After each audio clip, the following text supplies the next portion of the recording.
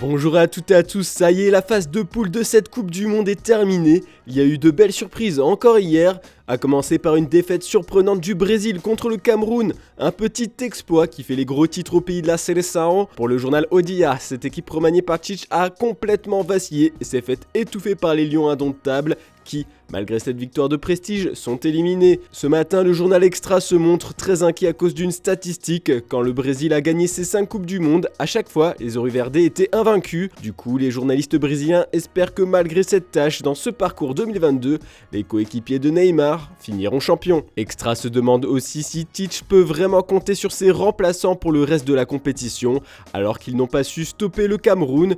Du côté du journal du Cameroun, on ne tarit pas d'éloges sur Vincent Aboubakar, le buteur qui a offert la victoire au Lions. Mais l'homme du match pour le média, c'est tout de même le gardien Davi Sepassi qui a repoussé les tentatives incessantes de Martinelli, Rodrigo et Jesus. Mais l'image qui a fait le plus le tour du monde hier, ce sont les énormes larmes de Luis Suarez au moment où il apprend que la Corée du Sud élimine l'Uruguay grâce à une victoire contre le Portugal. Malgré une victoire 2-0 face au Ghana, la Céleste est éliminée.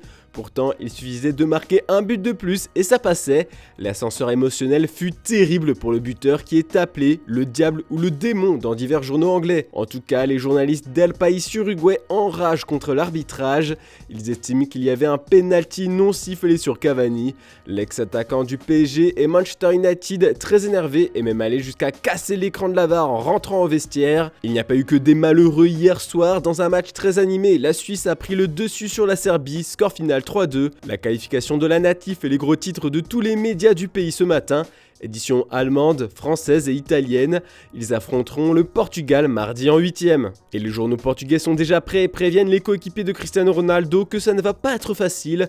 Vous devez escalader les Alpes suisses, titre le journal de Noticias. Surtout que la Seleção s'est inclinée sur le score de 2-1 hier contre la Corée du Sud, à la surprise générale. Mais ce qui fait le plus réagir les médias du pays, c'est la nouvelle polémique CR7. Comme on peut le voir sur Abola, le remplacement de Cristiano Ronaldo par André Silva à la 65e minute a été l'un des moments les plus marquants du match. Le capitaine portugais est parti visiblement agacé, lançant des injures. Ronaldo aurait marmonné, il a une d'envie de me sortir, des mots que beaucoup ont cru destinés à son sélectionneur Fernando Santos, mais en fait il s'adressait à un Coréen, ce qui expliquerait son geste où on le voit demander à ses adversaires de se taire.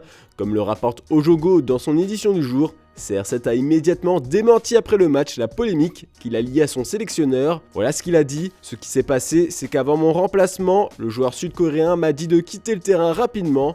Je lui ai dit de se taire parce qu'il n'a pas cette autorité. Enfin, comme l'explique le journal Record, la pression de la Coupe du Monde a fait ressortir toute la nervosité et la frustration de Ronaldo. Et on n'a pas fini de parler de CR7, car en Italie, il est au cœur d'un autre scandale. Il y a quelques jours, la Gazzetta dello Sport nous rapportait que la Juventus a été mise en examen par le parquet de Turin pour falsification présumée de comptes.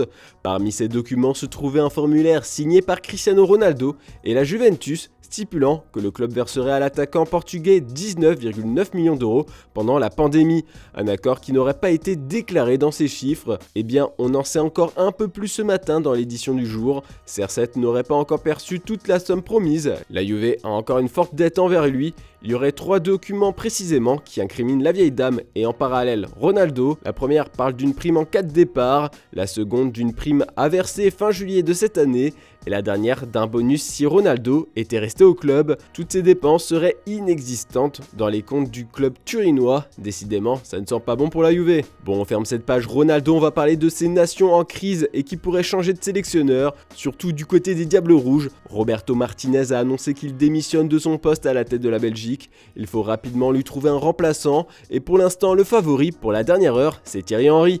Pour les journalistes belges, il connaît bien la maison, il pourrait au moins assurer l'intérim en attendant un remplaçant. L'autre option envisagée par la fédération, c'est Michel Prudhomme, l'ancien gardien des Diables Rouges, est actuellement libre après son départ du Standard de Liège en 2021.